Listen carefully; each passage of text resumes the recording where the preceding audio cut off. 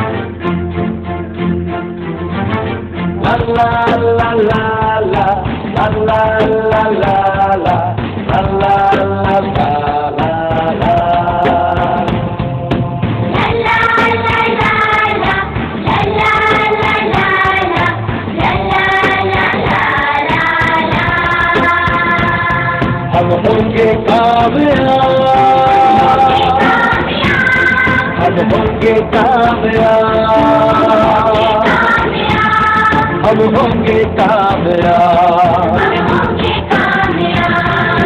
क्रांतिकारी वीर विचारक, महान चिंतक, समाज सुधारक, देशभक्त थे ये सेनानी, महापुरुष कर्मठ बलिदानी। हर एक कण में इनकी निशानी, समय सुनाए इनकी कहानी।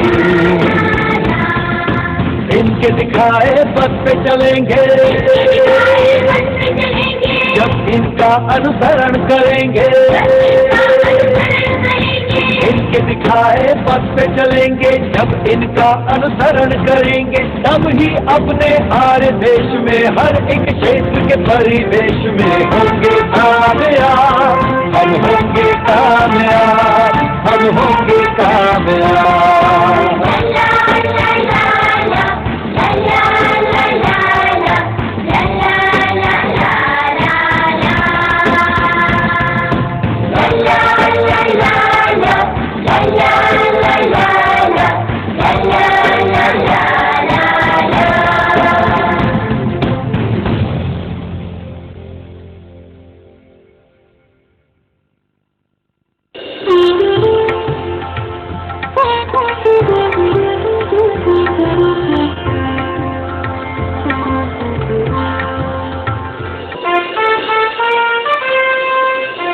ये हैं मेजर साहब। इन्हें मेजर के पद से रिटायर हुए काफी वर्ष बीत चुके हैं, फिर भी आज इन्हें जानने वाले मेजर साहब ही कहते हैं। बच्चों में ये बहुत ही लोकप्रिय है। ये बच्चों को महापुरुषों की बचपन की कहानियां सुनाया करते हैं।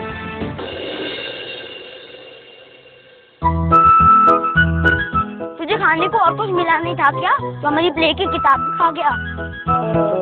देखना, अब हम तुम्हें जंगल में किसी बिल्ली के सामने छोड़ाएंगे, तब मजा आएगा।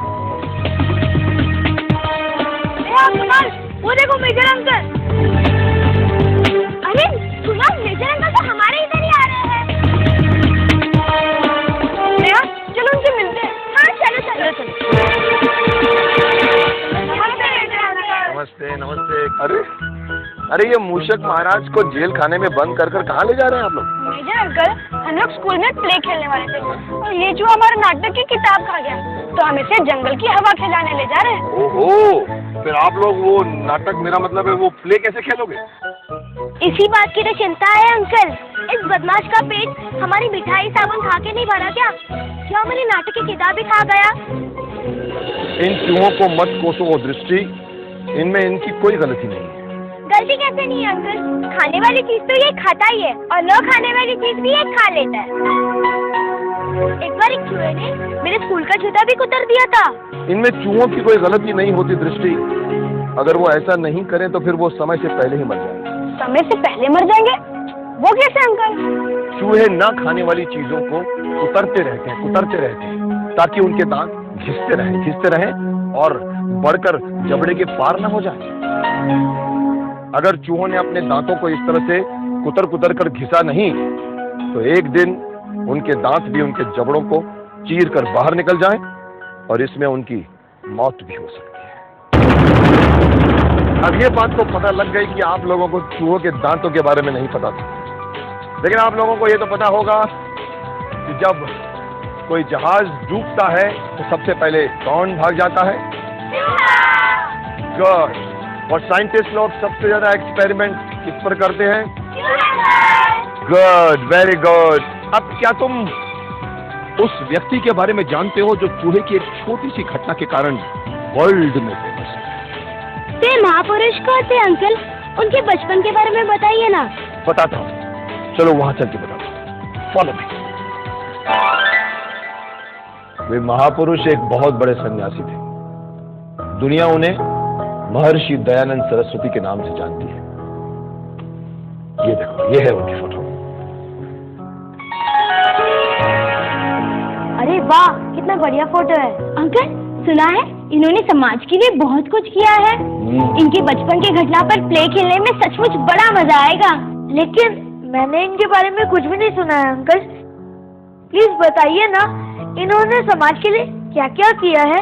महर्षि दयानंद सरस्वती जी ऐसे महापुरुष थे जिन्होंने जात पात ऊंच नीच का भेद मिटाने की पूरी कोशिश की थी, जिन्होंने समाज में स्त्री जाति को समान अधिकार दिलाने के लिए बहुत कुछ किया था,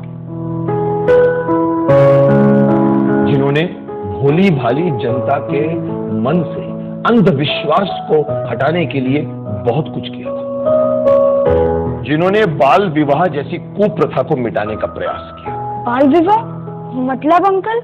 मैं कुछ समझा नहीं। बाल विवाह का मतलब ये कुणाल कि अगर उन्होंने ये कुप्रथा नहीं हटाई होती तो अब तक तुम्हारी शादी हो गई होती, इनकी श्रीमती भी होती, यहाँ बैठी होती। और तो और ये भी कहा जाता है कि हमारे देश से अंग्रेजों को भगाने में महर्षि दयानंद सरस्वती जी का भी बहुत ही महत्वपूर्ण योगदान रहा है। कमाल है, एक स्वामी होकर उन्होंने अंग्रेजों को भगाने की लड़ाई लड़ी। लड़ाई सिर्फ तलवार या बंदूक से ही नहीं लड़ी जाती कार्तिक, लड़ाई कलम यानी विचारों से भी लड़ी जाती है। 1857 की आजादी की लड़ाई के बारे में भी आप लोगों ने कुछ न कुछ सुना ही होगा। हाँ अंकल, सुना है। अंग्रेजों के खिलाफ वो पहली लड़ाई थी। बिल्कुल सही कहा तुमने नेहा, स्वतंत्रता के लिए वो पहली लड़ाई थी। लेकिन दुर्भाग्य की बात यह है कि वो लड़ाई असफल रही। जानती हो, 1857 की उस लड़ाई की असफलता के बाद महर्षि दयानंद सरस्वती जी ने क्या किया? क्या किया अंकल? 1857 की आजादी की लड़ाई की असफलता के बाद महर्षि दयानंद सरस्वती जी ने देश के लाखों देशभक्तों के हृदय में आजादी की लौ को जगाए रखा। इसके लिए उन्होंने पूरे देश का भ्रमण किया, अलग अलग विरासतों के राजाओं को एक किया। उनका यह मानना था कि एकजुट होकर ही अंग्रेजों को भारतवर्ष से खदेड़ा जा सकता है। लाला लाजपत राय और राम प्रसाद बिस्मिल का नाम तो तुम लोगों ने सुना ही है। हाँ सुना है अंकल, वे लोग बहुत बड़े क्रांतिकारी थे। बिल्कुल सही सुना तुमने। वे लोग भी महर्षि दयानंद सरस्वती जी के विचारों से बहुत प्रभावित थे। हमें दयानंद सरस्वती जी के बारे में पूरी बात बताइए। तो सुनो, दयानंद सरस्वती जी का जन्म सन 1824 में गुजरात स्थित मौरवी राज्य के टंकारा ग्राम में हुआ। बचपन में उनका नाम मूलशंकर था। उनके पिताजी का नाम करसन जी था। वे शिव जी के बहुत बड़े भक्त थे, इसीलिए उन्होंने अपने बेटे के नाम के साथ शिव जी का नाम शंकर जोड़ दिया। शिवरात्रि के 2 दिन पहले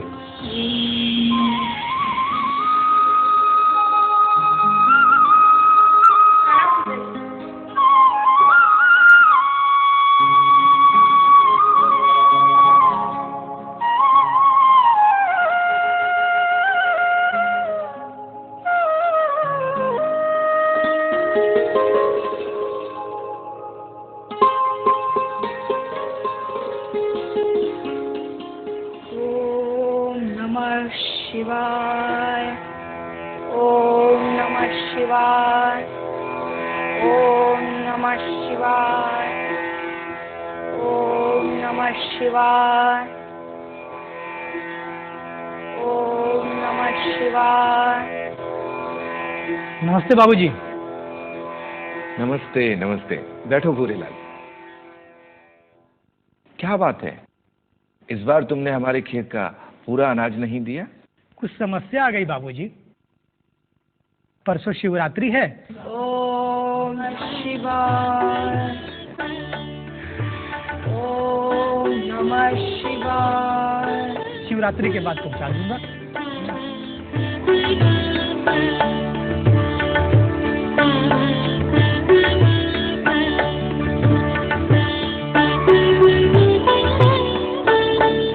आप बोल बेटे, इधर आओ। जी पिताजी। यहाँ बैठो।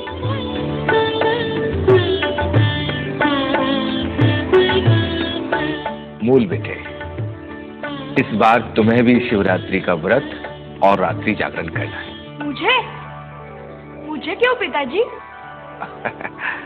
हम चाहते हैं कि इस बार तुम भी शिवरात्रि का व्रत रखो।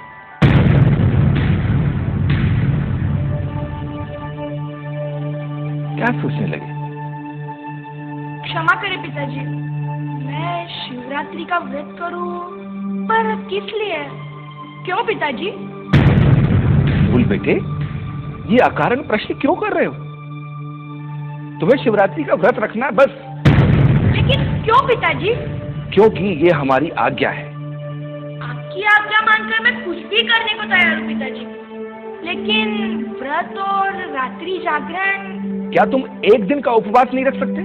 उपवास तो मैं रख लूंगा पिताजी, लेकिन क्या? पिताजी, आपकी आज्ञा से मैं व्रत तो रख लूंगा, लेकिन कारण जाने बिना व्रत का क्या लाभ? और आप ही कहते हैं दबाव में आकर किया गया कार्य कभी सफल नहीं होता, तो क्या यह व्रत सफल होगा? ये ठीक कह रहा है। मेरे दबाव में आकर ये व्रत तो कर लेगा, लेकिन उसका इसे उचित फल नहीं मिलेगा। मुझे इसके भीतर व्रत रखने की इच्छा जगानी होगी। मूल बेटे, जो कोई भी शिवरात्रि का व्रत रखता है, शिवजी प्रसन्न होकर उसे मनचाहा फल देते हैं। और फिर तुम तो शिवजी के दर्शन भी करना चाहते थे ना? शिवजी के दर्शन? हाँ पिताजी, मैं शिवजी के दर्शन करना चाहता हूँ, परंतु कैसे होंगे शिवजी के दर्शन? उसके लिए ही तो तुम्हें शिवजी का व्रत रखना है। हाँ, जो कोई भी भक्त शिवजी का व्रत रखता है और रात्रि का जागरण करता है, शिवजी उसे दर्शन देते हैं। तो क्या शिवजी सिर्फ शिवरात्रि की रात ही प्रकट होते हैं पिताजी? नहीं बेटे, संसार में जब कहीं वे अत्याचार होता हुआ देखते हैं, तो शिवजी वहां प्रकट होकर उन दुष्टों का संहार करते हैं और संसार से अत्याचार मिटाते हैं। अच्छा, शिवजी दुष्टों का संहार करते हैं? शिवजी का जो त्रिशूल है ना, उस त्रिशूल से ही तो वो दुष्टों का संहार करते हैं। शिवजी तो बहुत शक्तिशाली भगवान है पिताजी। इनका दर्शन करने के लिए मैं शिवरात्रि का व्रत रखने और रात्रि जागरण करने के लिए तैयार हूँ पिताजी। बोल बेटे, तुम्हारे मुंह से ऐसी बात सुनकर मुझे बहुत खुशी हो रही है। आओ बेटे।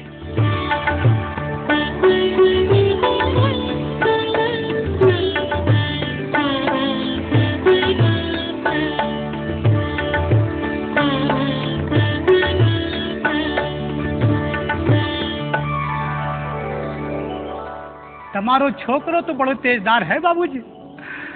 सब शिव जी की कृपा है। कोई बात नहीं, शिवरात्रि के बाद जो भी अनाज हो उसे पहुंचा देना।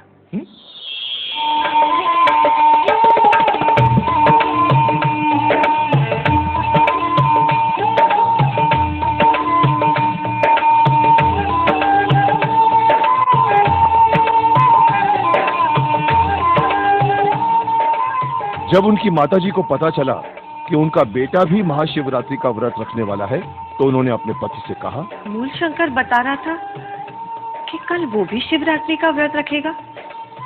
क्या ये सच है? मैंने ही उसे व्रत रखने के लिए कहा है।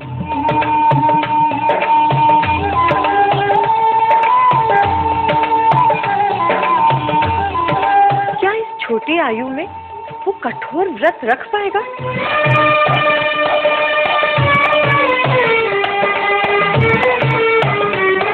आप चिंता न करें माँ, शिव जी के दर्शन के लिए मैं प्रसन्नता से व्रत पूर्ण करूंगा और रात्रि जागरण भी। अभी तो तू उत्साह में ये सब कह रहा है बेटा, लेकिन मुझे सब पता है। जब पूजन का समय होगा तब तू खाना मांगने लगेगा। ऐसा नहीं होगा माँ, मैं कल पूरा दिन उपवास रखूंगा। और अब देख लीजिएगा, भोजन करना तो दूर की बात है, मैं आपसे जल तक नहीं मांगूंगा। अभी आयु ही क्या है इसकी कि ये पूरे दिन का उपवास और रात्रि जागरण करे? नहीं नहीं, आप इसे आज्ञा बिल्कुल मत दीजिए। ये सब बड़ा होने पर करे। माँ, आप अकारण घबरा रही है, हिम्मत रखिए। आपका बेटा शिव जी के दर्शन के लिए कितना भी कष्ट सह सकता है। बस आप मुझे आशीर्वाद दीजिए, जिससे कि कल मैं सफलतापूर्वक व्रत रख सकूं।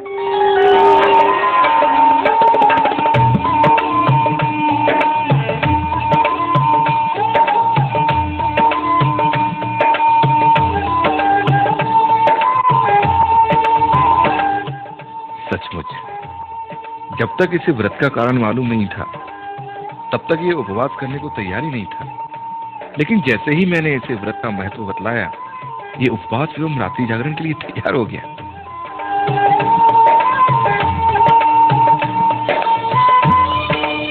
क्या हुआ? आप क्या सोचने लगे? कुछ नहीं, तुम देखना, हमारा पुत्र एक दिन बहुत बड़ा शिव भक्त बनेगा।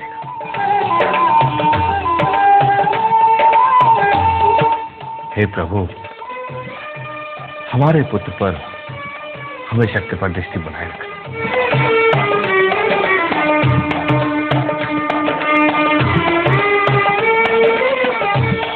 फिर शिवरात्रि वाले दिन मूल शंकर अपने पिताजी के साथ शिव जी के मंदिर पहुंचे। हे प्रभु, हमारे पुत्र पर हमेशा कृपा दृष्टि बनाए रखें।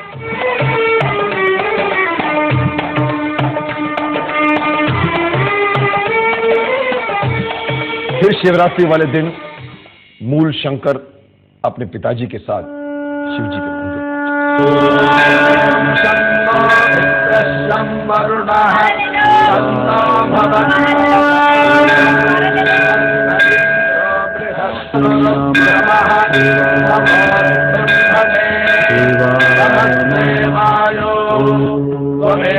प्रत्यक्षं ब्रह्मासि त्वमेव प्रत्यक्षं ब्रह्म वदिष्यामि, ऋतं वदिष्यामि, सत्यं वदिष्यामि, तन्मामवतु तद्वक्तारमवतु, अवतु माम्, अवतु वक्तारम्। ओम जय भोलेनाथ पंडित जी।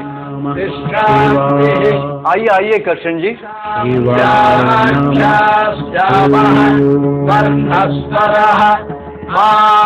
क्यों मूल बेटे, शिव पूजन के लिए आए हो या तुमने भी व्रत रखा है? पंडित जी, इस बार तो मूल बेटे ने भी शिव जी का व्रत रखा है। और अब तो ये रात्रि जागरण भी करेगा। धन्य है, शिव जी इस बालक की मनोकामना पूरी करें। पंचस्वधिकरणेषु अधिलोकमधिक्षौतिषमधिविद्यमधिप्रजमध्यात्मम् कामहासंहिता इत्याचक्षते अथाधिलोकम् पृथिवी पूर्वरूपम् द्यौरुत्तररूपम् आकाशस्कन्धिः वायुस्कन्धानम् इत्यधिलोकम् अथादित्यौतिषम् अग्निपूर्वरूपम् आदित्य उत्तररूपम् आपस्कन्धिः वैश्विकस्कन्धानम् इत्यदित्यौतिषम् अथाधिविद्यम् आचार्यपूर्वरूपम् अन्येवाश्चुत्तररूपम् इत्यासन्धिः प्रवचनकम् सन्धा। देखो, जिस तरह से शिव जी के दूसरे भक्त है ना, तो बैठ के ओम नमः शिवाय का जाप कर रहे हैं, माता पूर्वरूपम्, ठीक वैसे ही हमें भी यहाँ बैठ के ओम नमः शिवाय का जाप करना है। ठीक है जी पिताजी। संधानम् इत्यधिप्रजम् अथाध्यात्मम् अधराहपूर्वरूपम् उत्तराहनुत्तररूपम् आत्सन्धिः संधानम् इत्यध्यात्मम् इति महासंहिताः य एवमेता महासंहिता व्याख्याता वेदा सन्धीयते प्रजया पशुभिः ब्रह्मवर्चसेनान्नेन लोकेन यच्छन्दसा वृषभो विश्वरूपः छन्दोभ्योऽध्यमृता सम्बभूवा सवेन्द्रो मेधया शृणोतु अमृतस्य देवता। इस तरह शिव जी की पूजा अर्चना करते करते रात्रि का प्रथम प्रहर स्वामे मधुमत्तमा कर्णाभ्याम् भूरि विश्रुवम् ब्रह्मणः कोशोऽसि मेधया विहितः सुतं मे गोपाय आवहन्त्येति कुर्वाणाचीरपात्मनः वासाकं शिवमगामश्च अन्नपाने च सर्वदा ततो मे श्रियमावः लोमशाम् पशुभिस्सहस्राः आवायन्तो ब्रह्मचारिणः।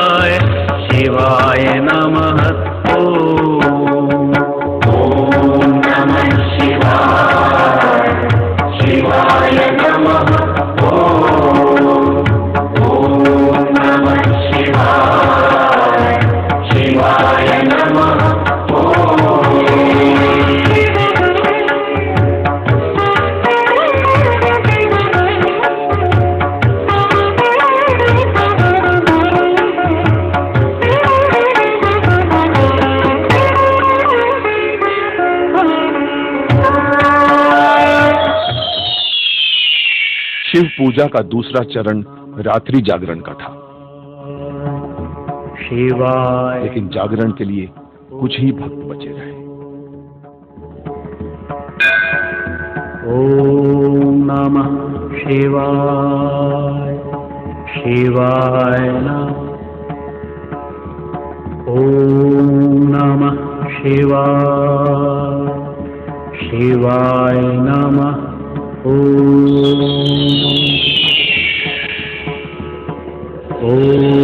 नमः शिवाय। शिवाय नमः।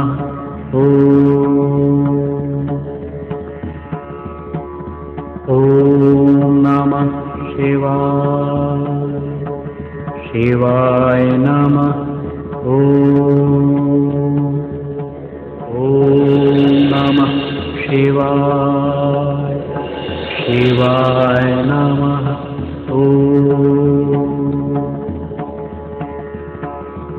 ॐ नमः शिवाय। शिवाय नमः। पिताजी, शिव जी के दर्शन होंगे कि नहीं? होंगे बेटे, दर्शन अवश्य होंगे। लेकिन मैं शाम से यहाँ बैठा हुआ हूँ, अभी तक शिव जी के दर्शन क्यों नहीं हुए? मूल बेटे, थोड़ा धीरज रखो। हाँ? इतने व्याकुल मत बनो। अभी तो रात्रि का मात्र दूसरा प्रहर ही बीता है और शिव जी के दर्शन रात्रि के तीसरे प्रहर के बाद ही हो पाते हैं। इसलिए इतने व्याकुल मत बनो। तीसरे प्रहर के पश्चात शिव जी के दर्शन अवश्य होंगे। जी पिताजी। तो उन्हें शिव जी के दर्शन हुए क्या अंकल? उसके बाद जो कुछ भी हुआ उसकी तो कोई कल्पना भी नहीं कर सकता था। ऐसा क्या हुआ अंकल, बताइए ना। रात्रि जागरण करते करते सभी भक्तजनों को नींद आने लग गई और सभी मंदिर में कहीं न कहीं जाकर सोने लग गए। ॐ नमः शिवाय। शिवाय नमः।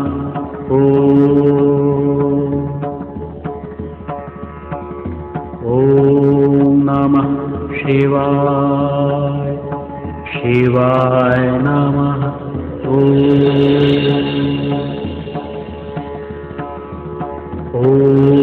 नमः शिवाय।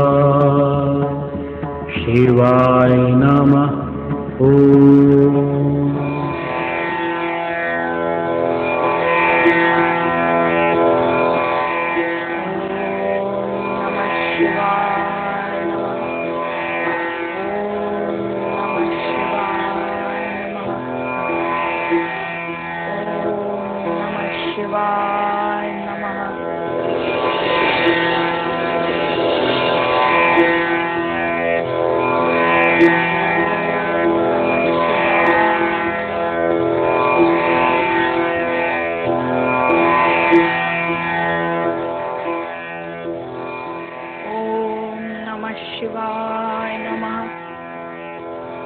मूल शंकर को पूरा यकीन था कि देर रात शिवजी उन्हें दर्शन जरूर देंगे, इसलिए वे लगातार शिव पिंडी को निहारे जा रहे हैं।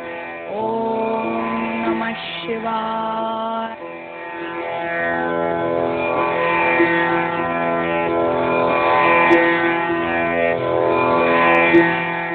इस तरह बहुत समय बीत गया, उन्हें भी झपकी आने लगी थी।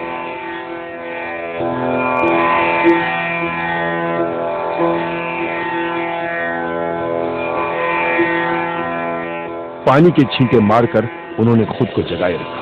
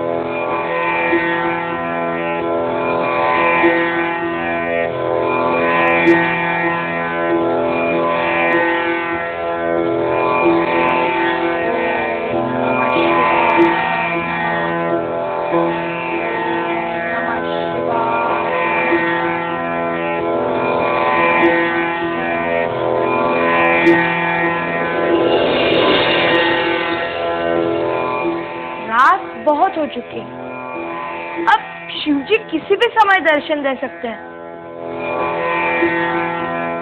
इस तरह मूल शंकर पुनः शिव पिंडी को निहारने लगे कि तभी उनकी नजर कुछ चूहों पर पड़ी। अरे ये चूहे किधर से आ गए? और ये तो शिवपिंड की तरफ ही बढ़ रहे हैं।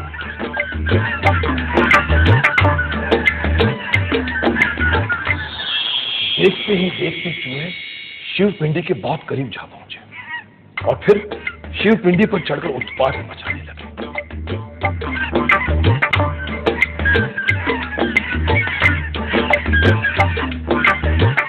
चूहो, शिव जी के ऊपर उत्पात मचा रहे हो, उन पर गंदगी फैला रहे हो। वो अपना तीसरा नेत्र खोलकर तुम्हें भस्म कर देंगे। उनके गले के सांप तुम्हें खा जाएंगे या त्रिशूल लिए प्रकट होंगे और तुम लोगों का संहार कर देंगे। क्या बात है, शिव जी प्रकट क्यों नहीं हो रहे? पिताजी तो बता रहे थे कि शिव त्रिशूलधारी है। जब कहीं वे दुष्टों को उत्पात मचाते देखते हैं, वे वहाँ प्रकट होकर उनका संहार करते हैं। वे दुष्टों से भले मानव की रक्षा करते हैं। तो क्या यह वही कथा वाला महादेव है?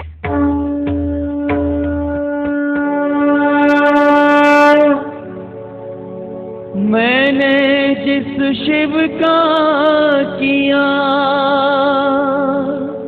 श्रद्धा से उपवास, मैंने जिस शिव का किया श्रद्धा से उपवास, उस शिवलिंग का कर रहे कुछ मूषक उपहार, उस शिवलिंग का कर रहे कुछ मूषक उपहार। इनके सर पे तो ये दुष्ट चूहे दौड़ रहे हैं। इनके चढ़ावे को बड़ी निर्भयता से खा रहे हैं।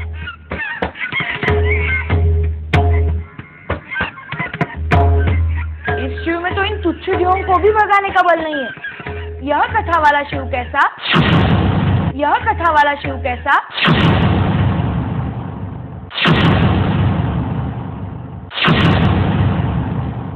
कैसा शिव न सका जो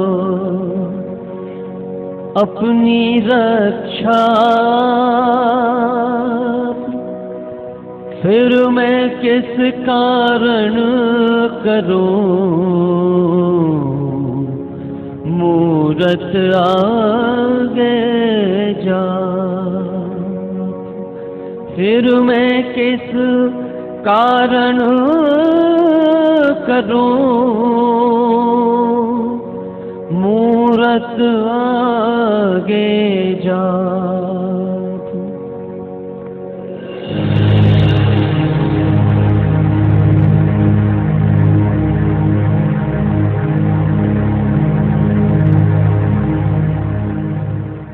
पिताजी उठिए, जल्दी उठिए पिताजी। क्या हुआ मूल बेटे, क्यों उठा रहे हो? पिताजी, आपने कहा था दुष्ट जब दुष्टता पर उतर आते हैं तो शिवजी वहाँ प्रकट होकर उनका संहार करते हैं। क्या सच में शिवजी ऐसा करते हैं? हाँ, बिल्कुल ऐसा ही करते हैं। लेकिन इस समय ये सब तू क्यों पूछ रहा है? पिताजी, मेरे मन में शंका है। हम जिस शिव पिंडी की पूजा कर रहे हैं, क्या वे सच में शिवजी है? शिव धारणा के समय ये प्रश्न क्यों करता है तू मूर्ख? इसलिए पिताजी, क्योंकि हम जिस शिव पिंडी की पूजा कर रहे थे वो सच में शिवजी नहीं, वह तो मात्र एक प्रतिमा है जो जड़ है। ये शिवजी के बारे में तू कैसी अपमानजनक बातें कर रहा है मूर्ख? पिताजी, अशिष्टता के लिए क्षमा चाहता हूँ, परंतु जिस महादेव की कथा मुझे सुनाई गई है वह तो गुणों से चेतन प्रतीत होते हैं। यदि यह मूर्ति वही महादेव थे तो भला उन चूहों को अपने ऊपर क्यों चढ़ने देते? चूहे इनके शरीर पर दौड़े फिरते हैं, चढ़ावा खाकर मलमूत्र करते फिरते हैं, लेकिन ये अपना सिर तक नहीं हिलाते। जो स्वयं अपनी रक्षा नहीं कर सकता वो दूसरों की रक्षा कैसे कर सकता है? यही भेंट जानने के लिए मैंने आपको जगाकर यह प्रश्न पूछा। अगर ये शिवपिंडी सचमुच के शिव होते तो क्या उन शिवों का संहार नहीं करते? बताइए पिताजी, आप चुप क्यों है? इतना सब कुछ होने पर भी शिवजी प्रकट क्यों नहीं हुए? बताइए पिताजी, बताइए। मूल बेटे, सच्चे शिवजी जो है ना, वो कैलाश पर्वत पर रहते हैं। हाँ।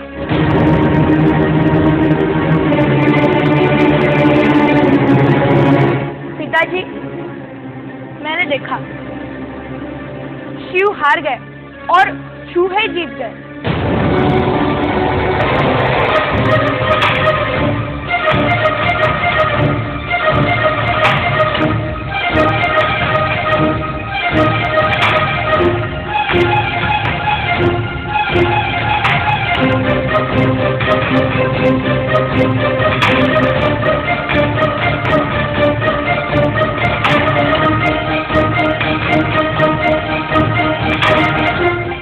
मूल बेटे, तेरी तर्क बुद्धि बहुत बड़ी है।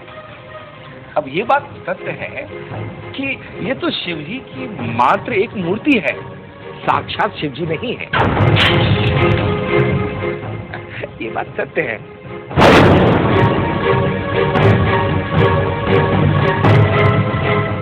पिताजी, अगर ऐसा है तो अब मेरे यहाँ मंदिर में बैठे रहने का कोई कारण नहीं रहा। कृपया मुझे घर जाने की अनुमति दे। छोड़ो आडंबर सभी, छोड़ो आडंबर सभी, करो कुछ अनुसंधान। छोड़ो आडंबर सभी, करो कुछ अनुसंधान। मन प्यासा है पाने को सच्चे शिव का ज्ञान। हाँ, मन प्यासा है पाने को सच्चे शिव का ज्ञान। छोड़ो आडंबर सभी। ठीक है बेटे, अगर तुम घर जाना चाहते हो तो जाओ, लेकिन अकेले मत जाना, सिपाही को भी साथ में लेके जाना। ठीक है?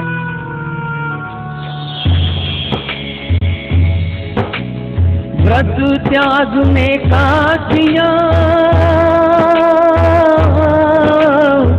मन में दृढ़ विचार। व्रत त्यागने का किया, मन में दृढ़ विचार। निर्णय लेकर आया माँ, खोलो घर के द्वार। निर्णय लेकर आया माँ, खोलो घर के द्वार। बेटा, तुम क्या बात हुई? इतनी रात गए तू वापस आ गया? और तेरे पिताजी कहाँ है? क्या तुझसे भूख सहन नहीं हुई? ये बात नहीं है माँ, लेकिन आप कुछ खाने को दीजिए। मुझे पता था तुमसे 24 घंटे का उपवास नहीं होगा, लेकिन तू मेरी बात सुनता कहाँ है? मैं तेरे लिए मिठाई लाती हूँ। माँ, मैं यहाँ इसलिए नहीं आया हूँ क्योंकि मुझसे भूख सहन नहीं हुई, बल्कि मैं यहाँ इसलिए आया हूँ क्योंकि मंदिर वाले शिव पर से मेरा विश्वास उठ गया।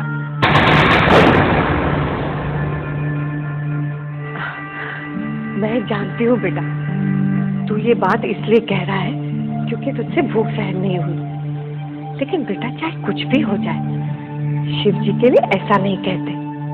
तू तो जानता है ना कि तेरे पिताजी शिव जी के कितने पक्के भक्त थे। फिर इस तरह से व्रत तोड़ने पर वो तुझसे भी और मुझसे भी क्रोधित होंगे। माँ, आप चिंता मत कीजिए, मैं उन्हें सब कुछ बता कर आया हूँ। आज के बाद फिर कभी वे मुझे शिवपिंडी की पूजा करने के लिए नहीं कहेंगे। साफ साफ बता ना, बात क्या हुई? मंदिर में शिव जागरण, देख हुआ यूं दंग। मंदिर में शिव जागरण, देख हुआ यूं दंग। मन से जप व्रत पूजा का मोह हुआ सब भंग। मन से जप व्रत पूजा का मोह हुआ सब भंग। बेटा ये तू क्या कह रहा है? मेरे तो कुछ समझ में ही नहीं आ रहा है। माँ अब मेरे सामने नहीं है कोई विकल्प, सच्चे शिव की खोज है, सच्चे शिव की खोज है, मेरा शिव संकल्प, मेरा शिव संकल्प, मेरा शिव संकल्प। इस तरह से उन्होंने अपनी मां को पूरी बात बताई। उस दिन के बाद मूल शंकर ने मूर्ति पूजा करना बंद कर दिया। उन्होंने सबसे कहा कि अब वे पूजा करेंगे तो साक्षात शिव की पूजा करेंगे, चाहे उसके लिए उन्हें कैलाश ही क्यों न जाना पड़े। तो क्या उन्हें सच्चे शिव के दर्शन हुए अंकल? हाँ, उस दिन की घटना ने उनके मन पर बहुत गहरा असर डाला। उस घटना के कुछ दिनों बाद उनकी बहन और चाचा की मृत्यु हो गई। इससे मृत्यु से उन्हें बहुत भय लगने लगा और उन्होंने मृत्यु से बचने का उपाय जाना कि योगी लोग सच्चे शिव का साक्षात्कार करते हैं और मृत्यु से केवल शिव ही बचा सकते हैं। बस इस वाक्य ने आग में घी का काम किया। आग में घी का काम किया मतलब अंकल? मतलब ये दृष्टि के इस वाक्य ने मूल शंकर के मन में सच्चे शिव की खोज करने की इच्छा को तीव्र कर दिया। फिर क्या हुआ अंकल? फिर वे दिन रात घर छोड़ने की बात सोचने लगे और एक दिन उन्होंने घर छोड़ ही दिया। उसके बाद अनेक योगियों को खोजते खोजते अंत में उन्हें सच्चे गुरु मिल ही गए और उन गुरु के द्वारा मूल शंकर को सच्चे शिव के दर्शन हो ही गए। फिर उन्होंने क्या किया अंकल? सच्चे शिव जी के दर्शन करने के बाद उन्हें यह पता चल गया कि सच्चे शिव कैलाशवासी नहीं है, बल्कि वो हर जगह रहते हैं और देश, समाज और धर्म की सेवा करना मनुष्य का पहला कर्तव्य है। इस तरह से वो देश, समाज और धर्म की सेवा करने में जी जान से जुट गए। कमाल है, मैं नहीं जानती थी एक छोटी सी घटना किसी के जीवन को इतना बदल सकती है। तुम जानते हो, एक बार महर्षि दयानंद की हत्या करने के लिए एक व्यक्ति ने उनके पान में जहर मिला दिया था। क्या उन्हें किसी ने जहर दे दिया था? हाँ दृष्टि, लेकिन जब ये बात वहां के तहसीलदार को मालूम पड़ी तो वो उस अपराधी को बंदी बनाकर दयानंद जी के सामने ले गया। क्या तुम बता सकते हो कि दयानंद सरस्वती जी ने उस वक्त क्या कहा? उन्होंने कहा होगा कि इसे जान से मार दिया जाए। नहीं कुणाल, उन्होंने तहसीलदार से ये नहीं कहा कि उस अपराधी को जान से मार दिया जाए। फिर क्या कहा अंकल? उन्होंने तहसीलदार से कहा कि मैं लोगों को बंदी बनाने नहीं आया हूं, मैं उनको बंधन से मुक्त कराने आया हूं, इसे छोड़ दो। क्यों, तुम लोग ये जानकर हैरान रह गए ना कि जो आदमी महर्षि दयानंद जी को मारना चाहता था उन्होंने उसे भी माफ कर दिया, उसे तहसीलदार के बंधन से मुक्त कर। तो बताओ, महर्षि दयानंद सरस्वती जी के जीवन से तुम लोगों को क्या शिक्षा मिलती है? हमें महर्षि दयानंद सरस्वती जी से यह शिक्षा मिलती है कि हमें अंधविश्वासी नहीं बनना चाहिए। गुड। हमें दयालु बनना चाहिए, समाज की सेवा करनी चाहिए। Very good. और हाँ, हमें उनकी तरह हर एक चीज को अच्छी तरह जानने की इच्छा होनी चाहिए। गुड। हमें उनकी तरह जिज्ञासु बनना चाहिए, यानी हर चीज की तह में जाना चाहिए। महर्षि दयानंद सरस्वती जी बचपन से इतने जिज्ञासु थे कि बड़े होकर वो एक महान पुरुष बने और उन्होंने वेदों की व्याख्या तक कर डाली। ठीक है, अभी चलो हम उस चूहे को जिसकी वजह से तुम लोगों ने इस महापुरुष की कथा सुनी, आओ उस हम चूहे को छोड़ देते हैं। चलो जी, इसको बाहर आजाद कर। चलो।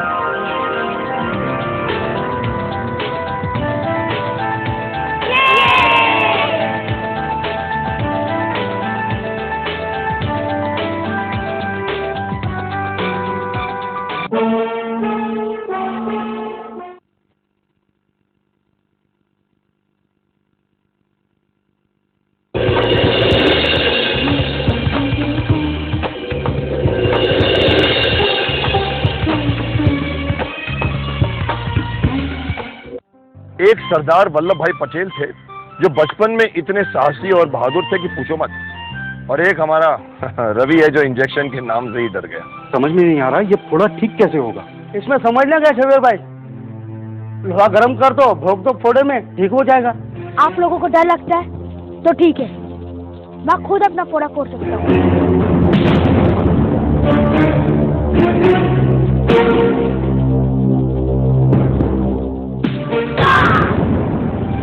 उनके पिता जवेर भाई किसान थे। जब वो खेतों पर काम करने के लिए निकलते तो हमारा ये सरदार पटेल भी उनके साथ हो जाता। वल्लभ जी पिताजी। 5 का पहाड़ा याद हो गया बेटा? जी पिताजी। सुनाओ। सुनाओ।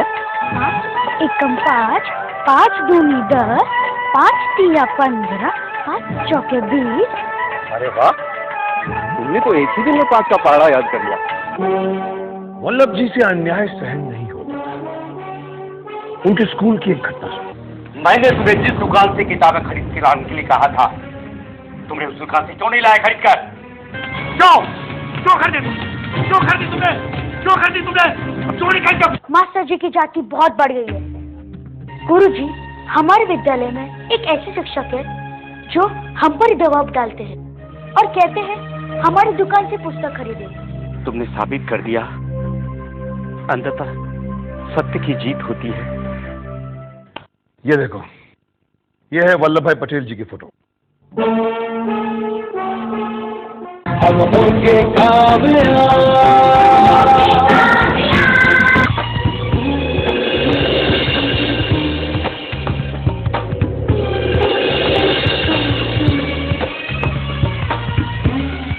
राजू, क्या तुम जानते हो कि सुभाष चंद्र बोस अपने हिस्से का भी खाना नहीं खाते? अच्छा, सुभाष चंद्र बोस जो बहुत बड़े क्रांतिकारी थे, वही ना? हाँ नेहा, नेताजी सुभाष चंद्र बोस, देश प्रेम जिनके लिए सर्वोपरि, देशवासियों के दुख को जो अपना दुख समझते थे। हमारे देश में लाखों ऐसे लोग हैं जिन्हें ठीक से एक वक्त का खाना भी नसीब नहीं होता। जब वे लोग कभी कभार खाना खाकर भी जिंदा रह सकते हैं, तो मैं तो कम से कम एक बार तो खा ही लेता हूँ। तुम गद्देदार पलंग को छोड़कर इतने कठोर फर्श पे क्यों सो रहे हो बेटे? मैं नीचे सोकर उन लोगों का दुख महसूस करना चाहता हूँ जो अभाव में नीचे सोते हैं। पिताजी। भैया। हाँ बोलो। आप हमें स्वयं सेवक के रूप में अपने साथ भांगपुर ले जाएंगे? नहीं, तुम राय बहादुर जानकीनाथ के बेटे हो, इसलिए हम तुम्हें वहां लेकर नहीं जा सकते। श्री राय बहादुर जानकीनाथ का बेटा हूँ तो क्या हुआ? इसका मतलब मुझे किसी की सेवा करने का अधिकार नहीं है? आप छिड़काव कीजिए, मैंने इनकी सेवा में थोड़ी भी देर की तो इनका बच पाना मुश्किल है। अब अगर मुझे कोई ये बताएगा कि सुभाष जी के जीवन से आपको क्या शिक्षा मिलती है? अंकल, हमें सुभाष जी की जीवनी से ये शिक्षा मिलती है कि हमें दूसरों की एवं जरूरतमंदों की मदद करनी चाहिए। अब तुम सबको नेताजी सुभाष चंद्र बोस की जीवनी से कुछ न कुछ शिक्षा मिली है, इसलिए आओ इस खुशी में मैं तुमको नेताजी सुभाष चंद्र बोस जी का फोटो दिखाता हूँ।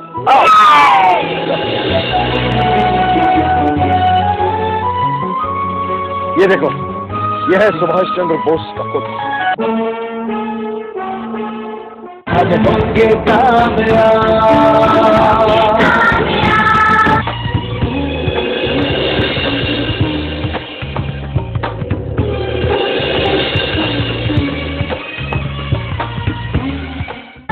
गोखले जी का जन्म 9 मई 1866 को महाराष्ट्र के रत्नागिरी जिले के कोथरूड गांव में हुआ था।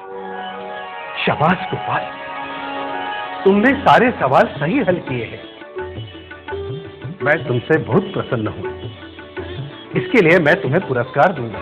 गुरुदेव, ये सवाल मैंने स्वयं हल नहीं किए। बल्कि अपने बड़े भाई से हल करवाएं। गोपाल अपने बड़े भाई गोविंद को बहुत मानता था, बहुत आदर करता था उसकी बात, लेकिन खेल के मैदान में उसने अपने बड़े भाई गोविंद की कुछ नहीं सुनी। बताओ, तुमने मेरे इशारे को समझने के बाद भी मुझे क्यों पकड़ा? खेल के समय आप मेरे बड़े भाई तो अवश्य थे, लेकिन आप विरोधी टीम में थे। वैसे समय में मैं आपकी बात मानकर अपनी टीम के साथ बेईमानी नहीं कर सकता था। खेल का मैदान हो या कोई और जगह हो, बेईमानी कहीं नहीं करनी चाहिए। श्री गोपाल कृष्ण गोखले जी ने हमारे देश को स्वतंत्र कराने में बहुत ही महत्वपूर्ण योगदान दिया। अंग्रेजों ने हमारी भारत माता को गुलाम बना रखा है, उन्होंने हमारी स्वतंत्रता को गिरवी रखा है। अंग्रेजों को हमें भगाना होगा अपने देश से। आओ, अब मैं तुम्हें गोखले जी का चित्र दिखाता हूं। ये है गोपाल कृष्ण गोखले जी। हम होंगे कामयाब,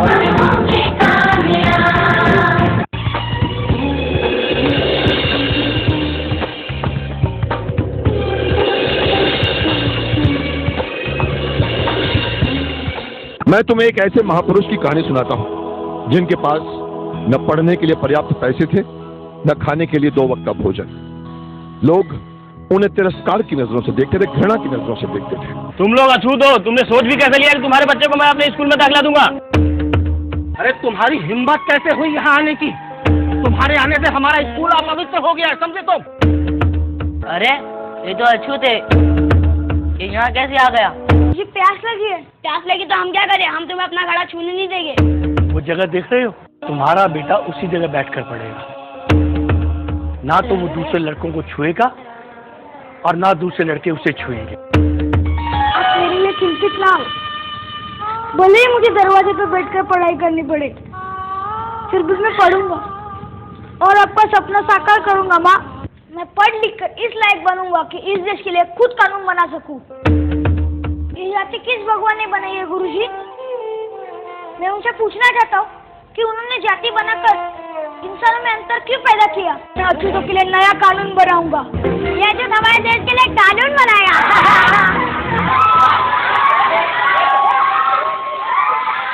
लेकिन हंसने वाले बाद में वो रोते रह गए। भीम ने जो बात कही थी उसे सच कर दिया। बड़े होकर वो हमारे देश के पहले कानून मंत्री बने और उन्होंने हमारे देश का संविधान रचा। चुन चुन के हम नाम गिनाए, इतनी सुनाए शौर्य कथाएं। ये है वो इतिहास जो रच गए,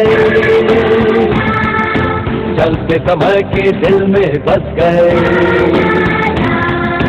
इनके कर्म को धर्म बनाकर, इस जीवन का मर्म बनाकर, इनके कर्म को धर्म बनाकर, इस जीवन का मर्म बनाकर, इनके दिखाए पथ पे चलेंगे, जब इनका अनुसरण करेंगे होंगे कामयाब, हम होंगे कामयाब, हम होंगे कामयाब।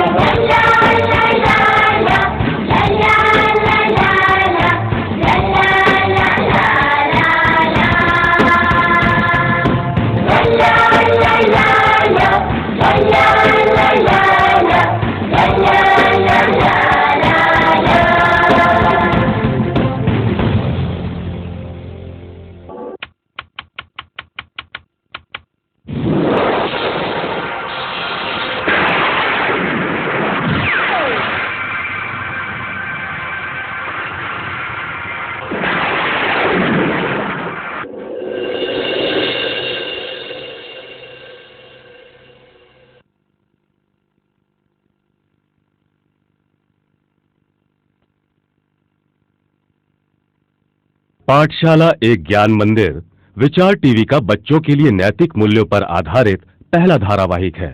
हमारा उद्देश्य है बच्चों में सत्य, साहस एवं अन्य गुणों का विकास करना, जिससे एक नए युग का निर्माण हो सके। बच्चों ये पाठशाला है ज्ञान का एक मंदिर, बच्चों ये पाठशाला है ज्ञान का एक मंदिर, पाओगे तुम सफलता जा कर के ज्ञान मंदिर, पाओगे तुम सफलता जा कर के ज्ञान मंदिर।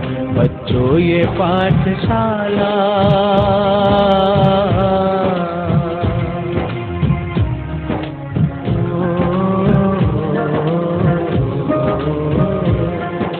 कर्म करना हर पल ऊंचे विचार लाना। ओ भूले से भी न कोई मन में विकार रखना, भूले से भी न कोई मन में विकार रखना। सद्भाव से बनेगा जीवन तुम्हारा सुंदर, सद्भाव से बनेगा जीवन तुम्हारा सुंदर। पाओगे तुम सफलता जाकर के ज्ञान मंदिर, पाओगे तुम सफलता जाकर के ज्ञान मंदिर। बच्चों ये पाठशाला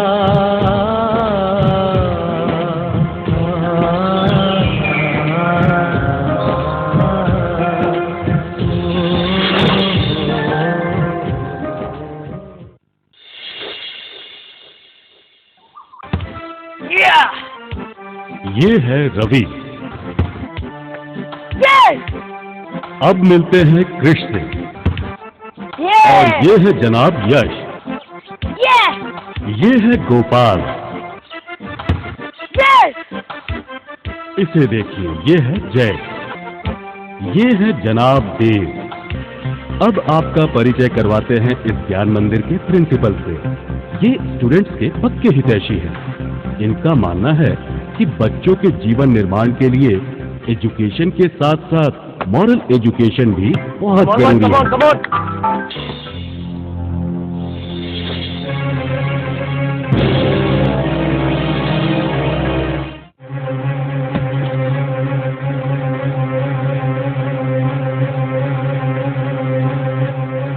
एक अच्छे समाज का निर्माण अच्छे स्टूडेंट से ही होता है।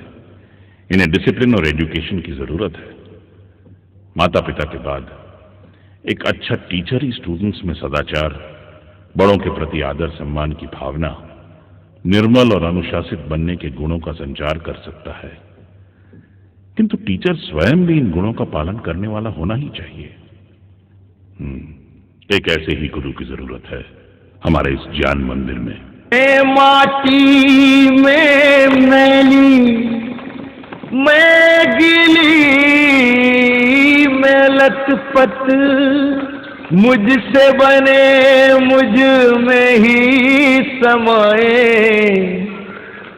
हाथ लगे कुम्हार के मोहे, रचना दियो बनाए।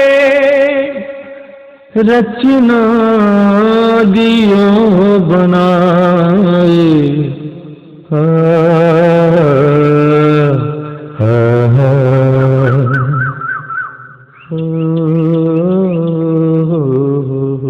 प्रमुख समाचार पत्रों में विज्ञापन छपवा दीजिए कि हमें एक क्वालिफाइड और चरित्रवान नैतिक शिक्षण के अध्यापक की जरूरत है। सुनो। अरे भाई साहब, कौन है आप?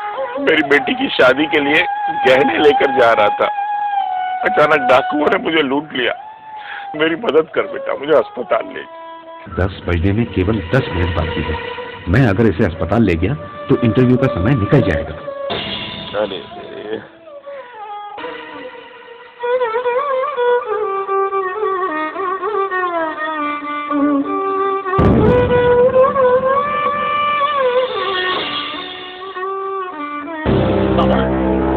ये आपको क्या हुआ? आप कौन है? आपको किसी ने बहुत बुरी तरह पीटा। आइए आइए, मैं आपको अस्पताल ले चलता हूं। जिस इंसान में दया, करुणा और परोपकार की भावना नहीं होती, वो हमारे बच्चों को नैतिकता का पाठ नहीं पढ़ा सकता। हमें ऐसे ही टीचर की तलाश है जिसमें ये सारे गुण हो। और आपको ये जानकर खुशी होगी कि ऐसा हीरा हमें मिल चुका है। ये लीजिए आपका अपॉइंटमेंट लेटर।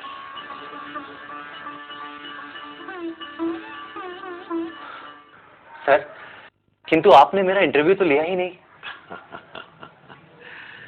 श्रीधर जी, इंटरव्यू उनका लिया जाता है जिनके बारे में सामने वाले को कोई परिचय ना हो, और आपका परिचय तो मुझे कुछ देर पहले मिल चुका है ना।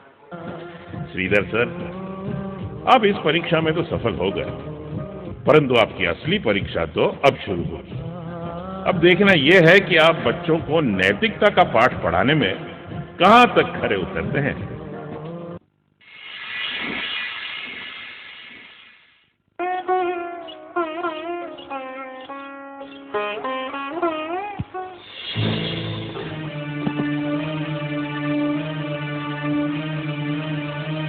जो दूसरों के लिए खड्डा खोदते हैं ना, वो उसमें खुद गिर पड़ते हैं।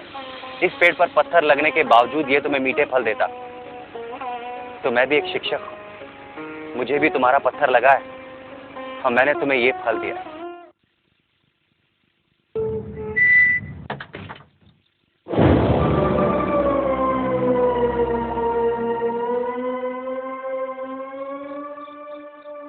ये क्या हो रहा है? ये खिड़की अपने आप कैसे खुल गई? हाँ? ये क्या हो रहा है? कहीं मैं कोई सपना तो नहीं देख रहा? ये प्लेट अपने आप?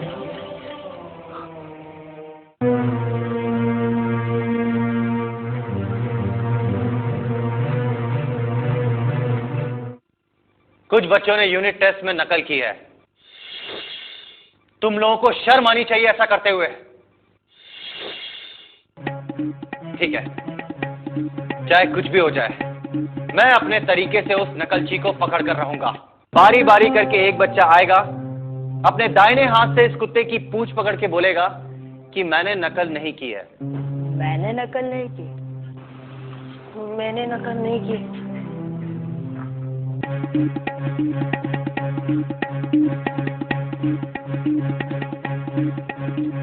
तो तुम हो वो नकलची? हाँ, तुम भी? नहीं सर, हमने तो नकल नहीं। मुझे उन दो भूतों का भी पता चल गया है जो मुझे रात को परेशान कर रहे थे सोते वक्त। Sorry sir, sorry. तुम ही दोनों थे ना? भूत भी और चोर भी। अच्छे विद्यार्थी भूत और चोर नहीं बनना चाहते। तुम्हारे मन में थोड़ा भी डर लगे या थोड़ी भी शर्म आए तो वो कार्य कभी मत करना, वो कार्य गलत होगा। हम ऐसा कार्य नहीं करेंगे सर। बैठ जाओ।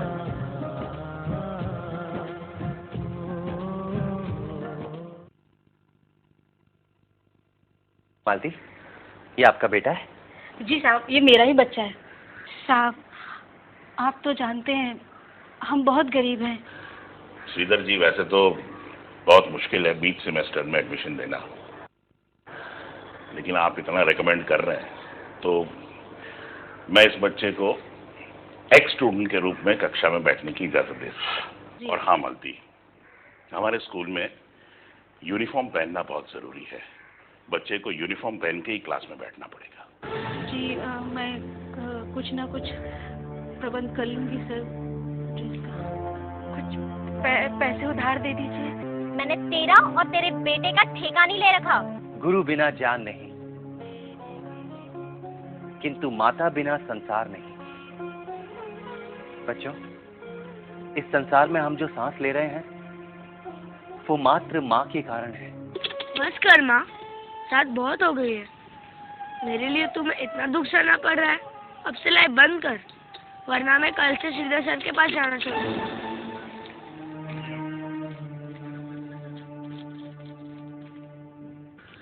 यह बच्चा कैसा है? बेटे, इसमें तो आपकी माँ की आंखों के चश्मे का नंबर है। हे भगवान, मेरे पैसे! तेरा चोर मैं ही हूँ।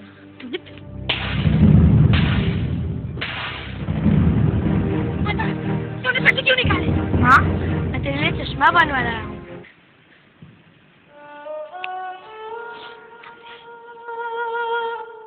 इतनी ममता तो सिर्फ माँ में होती। तुझे इतनी ममता कहाँ से आई रे?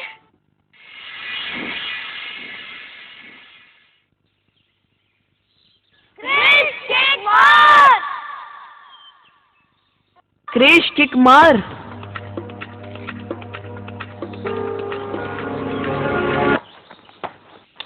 जल्दी से हमारी बॉल दे दे दे। मैं नहीं दूंगा बॉल। देखता हूँ मैं कैसे नहीं देता। मैच खेलेगा? मुझसे मुकाबला करेगा?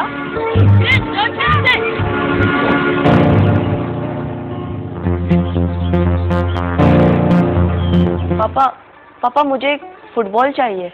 ठीक है, ले आऊंगा। थैंक यू पापा, थैंक्स अ लॉट। मुझसे दोस्ती करोगे? अपन को तेरे से बात ही नहीं करनी। क्यों? तेरे दोस्त लोग ने अपन को बहुत फटके मारे। मैं उनके लिए माफी मांगता हूँ। फुटबॉल खेलोगे?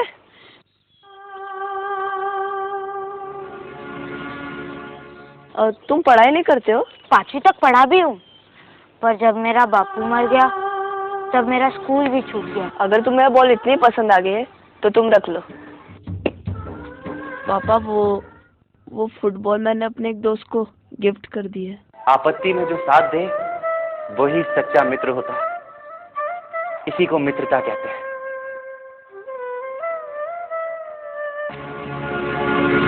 बचाओ बचाओ, प्लीज बचाओ, कोई तो बचाओ।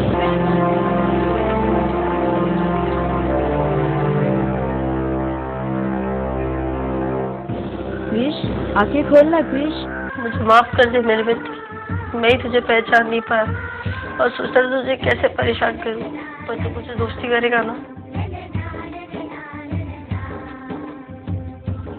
मेरी माँ ने मुझे सिखाया है कि मित्र का मित्र अपना ही मित्र होता है। सर, यदि संभव हो तो आप हीरा को एडमिशन दे दीजिए। हाँ बेटा, अकारण किसी से बैर भाव नहीं रखना चाहिए। सबसे मित्रतापूर्ण व्यवहार रखना चाहिए। आपत्ति में जो साथ दे वही सच्चा मित्र होता है बच्चों। हमारी इस क्लास को अच्छी संगति का मतलब बताओ। सर, अच्छी संगति यानी अच्छे लोगों का संग करना। क्रिश, तू बहुत बिगड़ गया। माँ, कुछ भी कह लो, पर आज मैं 12 बजे से पहले नहीं उठने वाला। कृष्ण ने स्कूल में चोरी की है।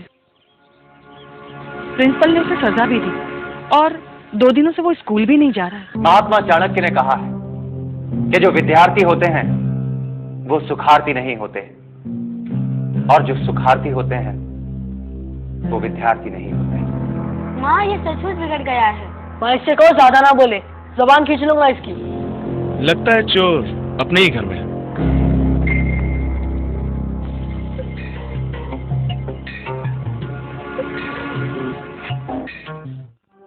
नमस्ते वैदेही जी, आप बिल्कुल चिंता मत करिए, क्रिस हमारे घर पे रहेगा। तो संडे है, तू कितने बजे उठेगा?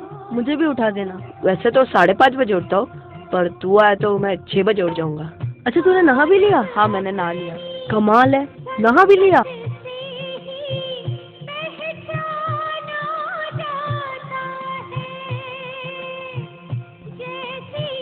क्रिश, तेरी हरकतों की वजह से सब पर मुसीबतें आन पड़ी हैं और तू बन बैठा है सबकी चिंता का मुख्य कारण।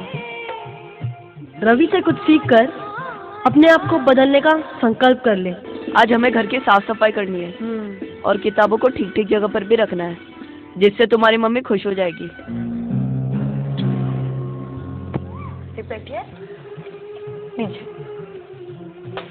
अच्छा, वो थक गई हो ना, इसलिए कल सुबह मत उठना। मैं अपनी तैयारी खुद कर लूंगा और चला जाऊंगा। रवि की संगति का सुपरिणाम इतना जल्दी मिलेगा, ये तो मैंने सोचा भी न था। तो दोस्तों, ये थी मेरी कहानी, जिसमें बुरी संगति से हटकर रवि की अच्छी संगति के कारण मैं आज आपके सामने फर्स्ट नंबर लाके खड़ा हूँ। ये है संगति का असर।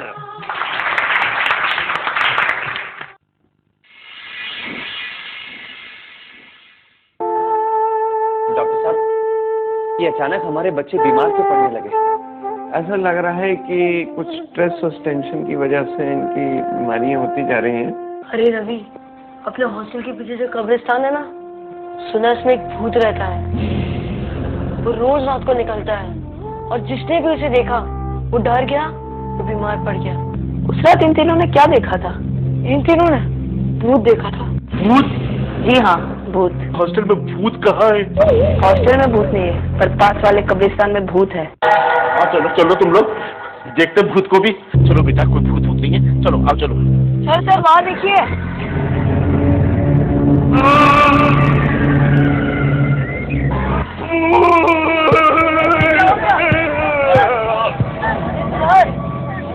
वो भूत क्या करना चाहता है आपको पता है? क्या करना चाहता है? वो आप सबके मन में डर पैदा कर रहा है। तुम चाहते क्या हो? मैं उस भूत को पकड़ना चाहता हूँ। इस काम के लिए मुझे पुलिस की मदद चाहिए। कहाँ है वो? अरे कब्रिस्तान में। और कहाँ? कहाँ है? वो देखिए पेड़ के पीछे देखिए। अरे अरे ओहो, तो ये है वो शातिर जो भूत बन के लोगों को डराते हैं और यहाँ आके जुआ खेलते हैं।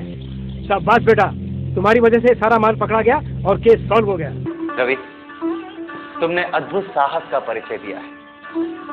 न केवल डर को दूर किया है, बल्कि हमारे छात्रावास में छोटी मोटी जो चोरियां हो रही हैं, उन चोरों को भी रवि ने पकड़वा दिया है। जैसे कि एक डॉक्टर के पास एक घायल आया, उसके शरीर से बहुत खून बह रहा था। डॉक्टर समझ गया कि वो एक अपराधी है। अब बताओ बच्चों, वो डॉक्टर क्या करे? उस अपराधी को पुलिस के हवाले कर दे या उसका इलाज करे?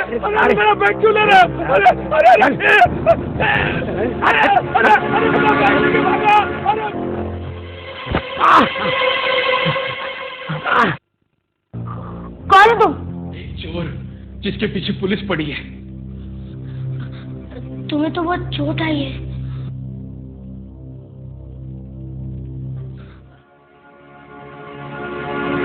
ऐसा नहीं है। डॉक्टर का कर्तव्य होता है कि यदि उस घायल अपराधी का खून बह रहा है तो वो उसकी मरहम पट्टी करे।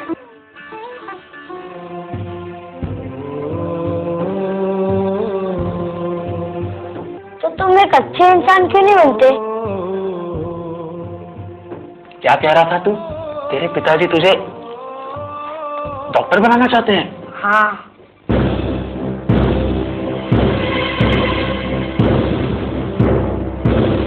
क्या हुआ? पहली बार ऐसा एहसास हो रहा है कि मैं पाप करता हूँ। बिच्छू की आदत है डंक मारना, किंतु उसे बचाना, जीवन दान देना, ये मेरा कर्तव्य है।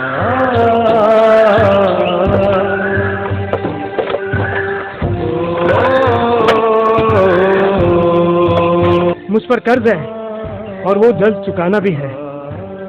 मुझे अपने किए पर खेद है, आपका गुनहगार। कैसा निर्दयी, लूटने के बाद उसके दिल में पश्चाताप हुआ और उसने ये पैसे वापस किए।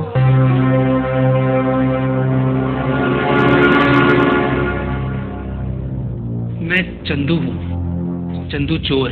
उस दिन मैंने जिन्हें लूटा था वो बच्चे के पिताजी थे, लाला रामलाल। इस लड़के ने मेरी चोरी की आदत छुड़वा दी। अब मैं अपनी मेहनत से ही कमा के खाता हूँ और जीवन भर कोई भी अपराध ना करने की प्रतिज्ञा ले चुका हूँ।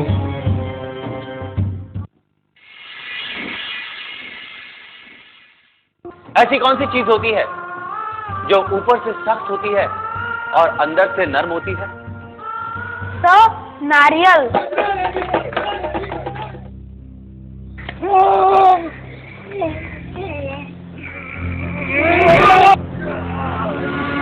सब सब सब। हे भगवान, मेरे पास कुछ भी नहीं है जो मैं इसे दे सकूं।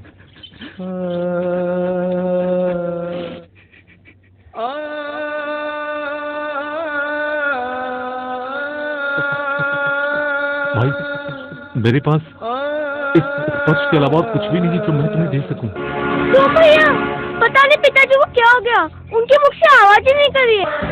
मैंने हरी गोमती की शादी तय कर दी है बेटे। अगले साल 15 तारीख को। तुझे पिताजी, मैं अपनी जिम्मेदारी निभाऊंगा। मुझे तुमसे यही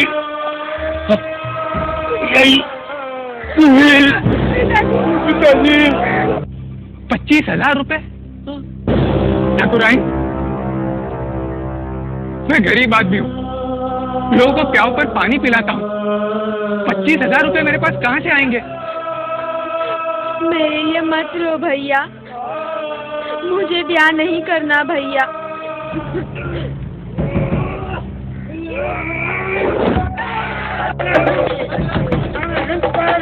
आप बजरंगी को पटकनी देने वाले को 25,000 रुपए का नगद इनाम दिया जाएगा।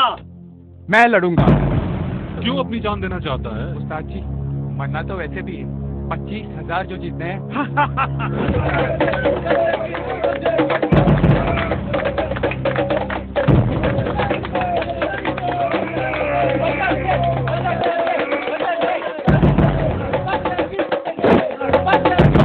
क्यों रो रहा है भाई? कुछ तो बताओ, रो क्यों रहा है? आप दया के सागर हो, दयावान हो। मैंने आपकी दया देखी है। हमारी बहन की शादी के लिए कुछ रुपयों की जरूरत है, इसलिए मेरा भाई आपके साथ कुश्ती लड़ना चाहता है। अच्छा, तो ऐसी बात है तो बताना चाहिए ना। तुम्हारी बहन मेरी बहन, मैं देता हूँ तुम्हें 25,000 रुपए। ये लो, पूरे कैश रख लो। शुक्रिया शुक्रिया। अरे मैंने ये पैसा तुम्हें इसलिए दिया कि तुम अपनी बहन की शादी किसी अच्छे लड़के से कर सको। उस्ताद जी, ऐसे पर आजकल कहाँ मिलते हैं? देखो, मेरा भाई ठीक 15 दिन के बाद MBBS करके इसी गांव में नौकरी के लिए आने वाला है। अगर तुम कहो तो मैं शादी उससे करवा देता हूँ, अगर तुम्हें मंजूर हो तो। बोलो, मंजूर है? आपकी बहुत मेहरबानी होगी। मंजूर है।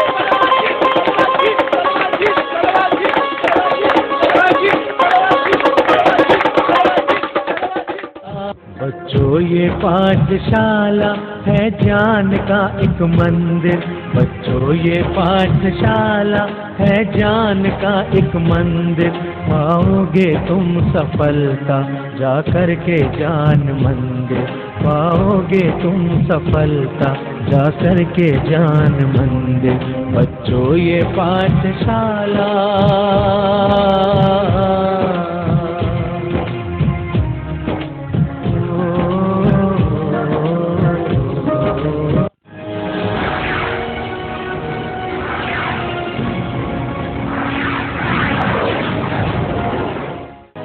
ये कहाँ आ गए हम, ये कहाँ आ गए हम।